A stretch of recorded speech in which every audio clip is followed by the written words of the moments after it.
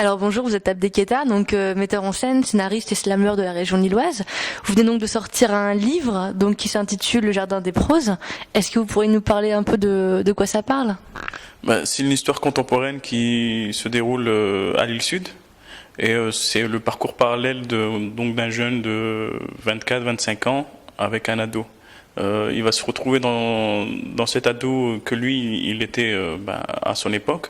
Et il y aura une sorte de parallèle tout au long autour d'un atelier de slam. Alors le livre, je trouve qu'il parle aussi beaucoup de galères surtout. Ouais, c'est une histoire contemporaine, c'est l'histoire d'un chômeur aussi qui n'arrive pas à trouver vraiment. Il travaille au black. Et toutes les galères vont se déclencher à partir d'un petit PV qui n'est pas l'auteur de ce PV. Et puis là, il fait face à l'administration où là, il y a une majoration, il n'arrive plus à payer et il doit rencontrer une assistante sociale. Est-ce que c'est autobiographique en fin de compte?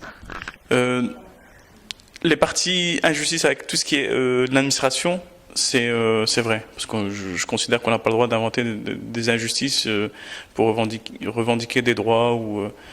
Mais après, tout ce qui est fiction, c'est tout ce qui est dans les émotions, les relations humaines.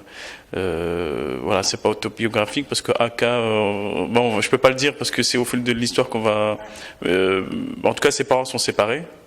Mes parents, non, c'est les mêmes depuis que je suis petit. Donc, non, c'est pas autobiographique, mais sur certains points, il me ressemble. Alors aujourd'hui, vous cherchez des financeurs, toujours, pour votre livre?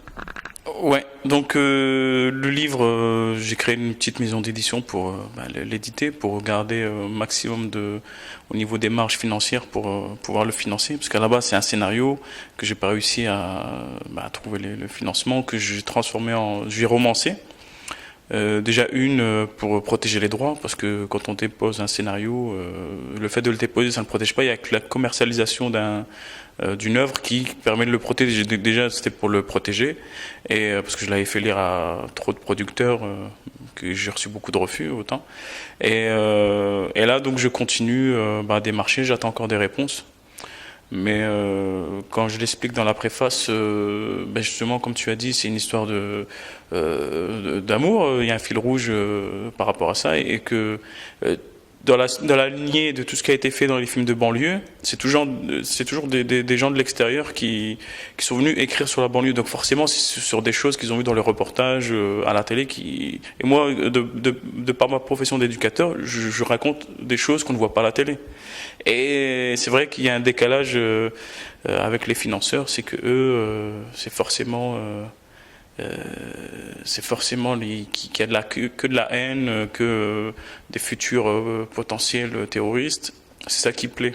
Si on raconte une histoire en dehors de l'actualité, et là on se retrouve à un mur par un refus de financement. Donc on continue, on verra la suite de ce que ça va donner un jour ou l'autre. Vos prochains projets? Alors, au niveau, donc, le premier film à ta rencontre, c'était aussi une petite chronique sociale. Là, donc, Le Jardin des Proses, c'est aussi une chronique sociale. Là, je repars sur un scénario, sur un film, comment dire ça, un peu comme une fable. Donc, je suis en train de l'écrire, et là, je prépare des projets avec des petits jeunes au centre social où j'interviens. Et on va essayer de monter un groupe de rap. J'espère que vous pourrez la prochaine fois les accueillir. Un petit slam pour finir? J'étais là assis à ne rien faire. Eux, la vérité, c'est qu'ils en avaient rien à faire de mes joies de jeunes précaires. Ils disent que je profite du système. Moi, le banlieusard, le poète à 2 balles. Merci.